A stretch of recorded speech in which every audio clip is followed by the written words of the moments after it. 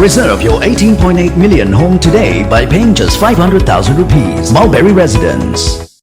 The government is taking steps to pay compensation for the Chinese company that exported substandard fertilizer. However, little action has been taken to obtain compensation caused by the Express Pearl maritime disaster. Fishermen in Chilaw say their livelihoods continue to be affected as a result of this tragedy. Sri Lanka's maritime resources continue to bear the brunt of the damages caused by the chemical-laden ship that sunk in June. The extent of the damages caused to the maritime resources in the sea of Sri Lanka has not been revealed yet. Sri Lanka has only received $3.6 million in compensation so far. තාමනම් කිසිම වන්දියක් ලැබිලා නැහැ දීවරයන්. මීගමුව කොළඹ කලාපයේ මත්ස්‍ය සම්පත අඩු වෙලා තියෙනවා. වන්දිය අද දෙනවා හෙට දෙනකොට තාම ලැබිලා නැහැ. දැන් එක්ස්ප්‍රස් වල නෞකාවක් ගිලුනේ නැහැ වගේ. සාධාරණයක් වෙලා නැහැ මේ දීවරයන්ට. විනාශයක් වුණාද මහමුදට මේම නෞකාවක් ආවද කියලාවත් මේ ඇමතිගොල්ලන්ට දන්නෙත් නැහැ. ජනාධිපතිතුමාට දන්නෙත් නැහැ. We continue to feel the impact of that. We are unable to make a good catch. They said that the ship would be removed and that fishermen would be compensated. But we haven't received compensation. They brought down a fertilizer ship and turned it away. Now they are going to pay compensation for that. But we don't have a body like embassies to discuss our grievances. Although an agreement has been reached to pay $2.57 million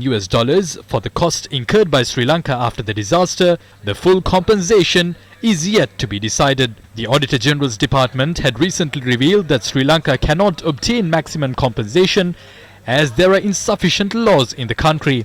The Express Pearl ship was carrying 81 containers of dangerous goods, including 25 tons of nitric acid at the time of the disaster. It's been 7 months since the Express Pearl ship caught fire and sunk in Sri Lankan waters. In the event of such disasters, foreign nations have taken swift measures to claim compensation worth billions of dollars. However, such efforts have not been taken by Sri Lankan authorities despite the massive tragedy. The Hippo Spirit ship carrying Chinese fertilizer containing harmful microorganisms that reached Sri Lanka on the 24th of October is now heading to China. The ship began its return to China after the cabinet decided it would pay a compensation of $6.7 million to China's Qingdao Seawind Biotech company that exported the fertilizer. The Chinese embassy in Sri Lanka was involved in exerting pressure to obtain the compensation.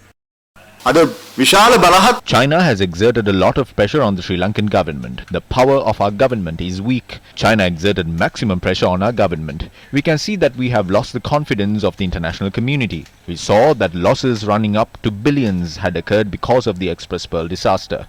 We must receive compensation in billions. But what have we received? We have received only a small amount. Who will bear responsibility for this situation?